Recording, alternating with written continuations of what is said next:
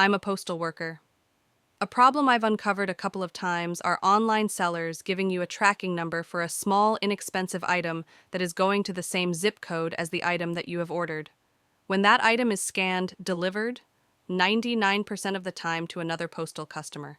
You will think that your nice, expensive item that you have ordered is lost or misdelivered when in reality it was never sent at all.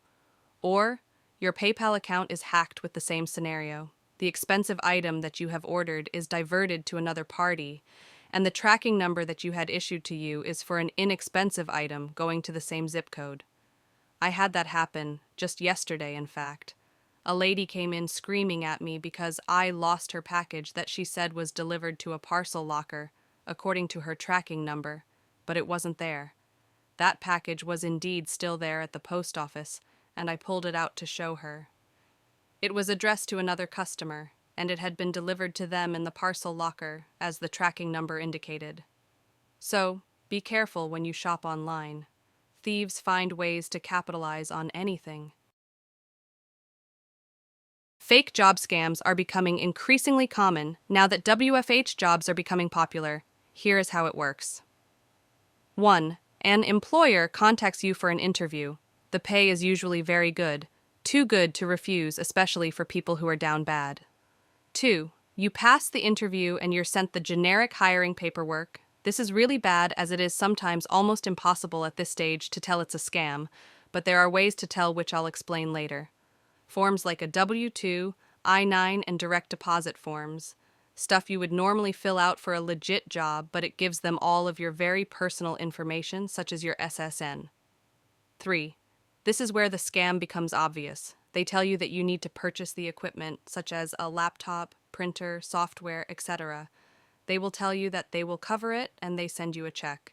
Then you're supposed to buy the stuff, usually through sketchy means like wire transfer or gift cards. Since the check is fake, once you spend this money, the check will inevitably bounce, and now you're down the hole by the thousands. Your employer now dips out, and you're scammed. There might be easier ways to tell, but my advice is to always ask how you will be receiving your supplies before filing any paperwork and sending it to them. If they refuse to tell you how it will work, or they tell you anything involving having you purchase the equipment, it's a scam and you can just dip out or mess with them if you have the time to do so. I nearly fell for one of these scams a few months ago. I never sent them the money because it was obvious, but at that stage I already sent them my SSN and other information. I had to freeze all of my credit, which there are guides on how to do so that are easily found. If you get caught in a scam like this, I would recommend getting a new bank account, freezing all your credit, filing a fraud report for your credit. This will prevent any scammers from opening any loans or credit lines in your name. File a report for a stolen SSN and contact the FTC and file a report with them as well with as much detail as you can. Renting scams. Scammers will post a rental that is at a really good price. They often will pick a house that is actually on the market. They will then say, when you contact them, that they are a doctor or something working out of the country or on the other side of the country. They will tell you you can drive by the house, but because they aren't there, you can go inside. They will approve you to rent and ask you to PayPal or transfer them the deposit and rent because they are put of the area and come up with some way to get you the key. Only you never get the keys. It's a scam. If someone is trying to help you, don't trust them if they're selling something to you. Do you own research? Even some simple YouTube. There are professionals out there who enjoy helping. That jacked dude behind the counter selling you $200 of supplements a month saying you can look like him is most likely on steroids or works out as his part-time job.